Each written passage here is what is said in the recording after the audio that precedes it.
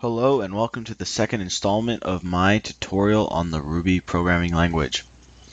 Alright, so at this point I'm going to tell you a little bit about myself because I just recently started this YouTube channel, Computorial. So I've been programming for about a year and only really hit the learning curve about 6 months ago. So I would say I'm relatively new at this.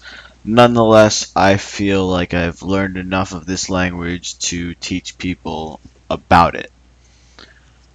Okay, so unless you have prior programming experience or are just watching this video to refresh your memory, I strongly suggest that you start from the very beginning of my tutorial on this language. Um, so let's continue on from what we were learning last time. So last time I brought up data types and integers, floats, booleans, and strings.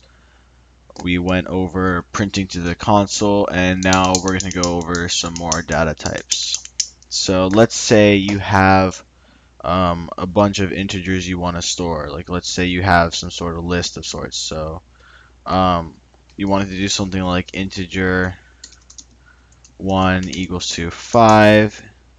Oh, this isn't even a Ruby file, but whatever. Integer 2 equals to 16, integer 3 equals to 9, integer 4 equals to 0, integer 5 equals to 14,294. Okay, so this process is going to get extremely tedious and extremely unreliable the larger your data set gets, and it just got so inconvenient that computer scientists came up with a way to organize it better, and that way is called an array. Arrays are amazing. Arrays are a fundamental part of programming. You will not get anywhere if you don't know what an array is. I promise you that. You will not get anywhere if you don't know what an array is. Alright, so how is an array denoted in Ruby?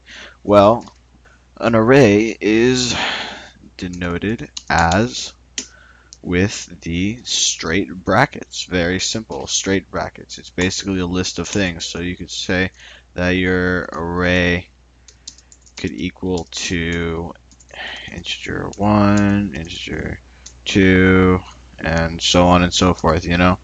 But you could also just skip that and say that your array is like this, like 1, 2, 3, 4, 5, 6. You know, you can just list it like that, or you can just make an empty array and add to it later. So you have just an empty array, just like an array 1, just an array, and you say like TBD, to be determined what is in this array. So what can you do with arrays? Well, let's say you wanted to access the value at, let's say like whatever it is, you want to access the first value of this array. So 1. How would we do that? Well, let's print it to the console with puts, and if you watched my last video, you should know that. Let me save this file really quickly. So what if we want to print out a certain value stored inside of our array? Well, you need to access that value somehow, and in Ruby and virtually all of the popular programming languages, the way you do that is on what's called a zero-based index. So that means if we come over here and say, so 1 would be 0, 2 would be 1, 2, 3, 4, 5. So it starts at 0. So if we put array 3 of 0, let me make this array just for more simplicity. So if we put array of 0, this will puts out 1. If we put away array of 0, this will puts out 1. If we put array of 5, it'll print out 6. So if you want to also do, and this is important, if you put array.length, Length is a very important method to know, so you can determine the length of an array by calling dot length on an array. Length is simply a method that acts on an array and returns a value representing the length of the array.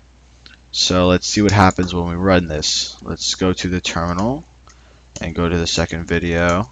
If you don't know how to use a terminal, I have a tutorial on that I am currently building up. You might want to check it out. So we have array.rb, so let's run array.rb and see what happens. So we get 1 for array of 0, which makes sense. We get 6 for array of 5, which also makes sense. And we get 6 as the length of the array. So if you notice, the length of the array is 1 more than the last index. So this is an array of 6 elements, and the indexes are 0 through 5.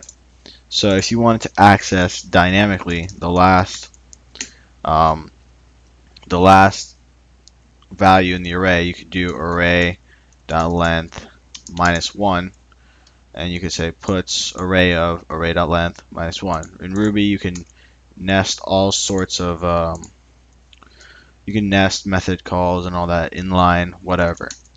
Do whatever you want. Alright, now we see that returns 6. So that returned the last element of the array. So this is basically saying array.length, which is 6, -1.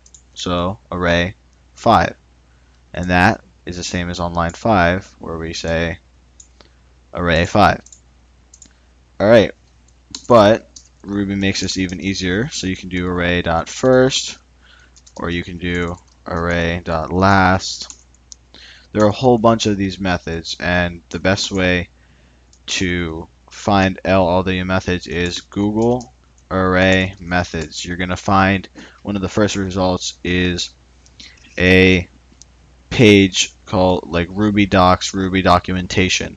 That'll tell you all of the array methods, and there are tons of them. Not all of them are going to be useful, but for today I will teach you one very important one, and this is what it's called. It is array.each. This says for each element in the array, do with this element, do something. Now if you're new to Ruby, you're not going to recognize this do and syntax. It's basically the same thing as saying array.each this, and then you still have to put element here and then curly braces. So if you come from another programming language, curly braces, but this is not an accepted way of doing it. Okay, so you can do something in here. You can put out element. So what it does is it gives you a certain level of abstraction. So instead of referring to each element in the array as array of 0 and so on and so forth, you just assign that element to a variable, which we have conveniently named element, for every iteration of the loop. In Ruby, what we do on lines 4 to 7 with .each is known as iteration. So that means you're going through each element in the array. So you can do many things like this, and this is the most simple way to do it, and for a beginner at this language, this is the most conventional way to get started with manipulating arrays. There are other things you're going to learn about, and I encourage you to also check out